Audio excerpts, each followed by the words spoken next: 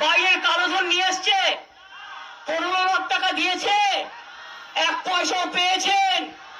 10 কোটি চাকরি দেবে বলেছিল, দিয়েছে। আরো 3 কোটি বেকার হয়ে গেছে। নোট বাতিলের সময় মনে আছে মেদিনীপুরের কত লোক চলে এসছে কাজ ছেড়ে দিয়ে? আমরা 50,000 টাকা করে দিয়েছিলাম। আর বাংলায় একমাত্র 40% বেকারত্ব কমিয়েছে, আর কেউ নয়। তাই মনে রাখবেন, আগের বার যখন ক্ষমতায় এসেছিল তখন বলেছিল আমি চায়ওয়ালা আছি, মানে উনি চা খান, চা বেচেন। জীবনে চা বেচেনি, ড্রামা করেছিল, মিথ্যে কথা বলেছিল আমি চায়ওয়ালা আছি।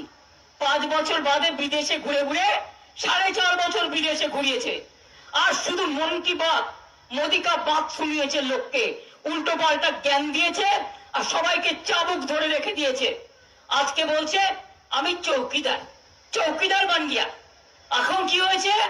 চায়ওয়ালা থেকে চৌকিদার হয়েছে। চৌকিদার কি? চৌকিদার কি আছে? চৌকিদার কে? আরে জোরে বলুন, চৌকিদার কে? চৌকিদার কে? আরে মায়েরা হাতে পাখা নিয়ে হাত তুলে দিয়ে বলুন, মায়েরা পাখা নিয়ে হাত তুলে তুলে বলুন চৌকিদার কে?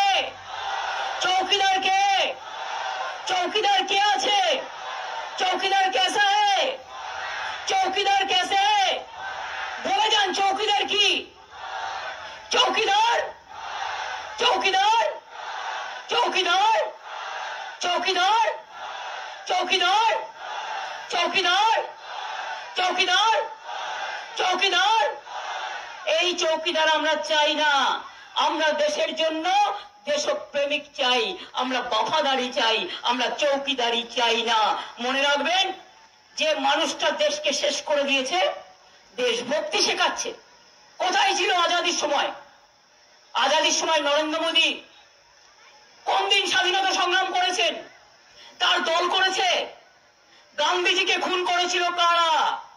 আজকে দেশে নাথুরাম গডসে জিন্দাবাদ বলছে, গান্ধীজি জিন্দাবাদ বলছে না। এদের আপনারা ভোট দেবেন? বিজেপিকে ভোট দেবেন? একটাও দেবেন?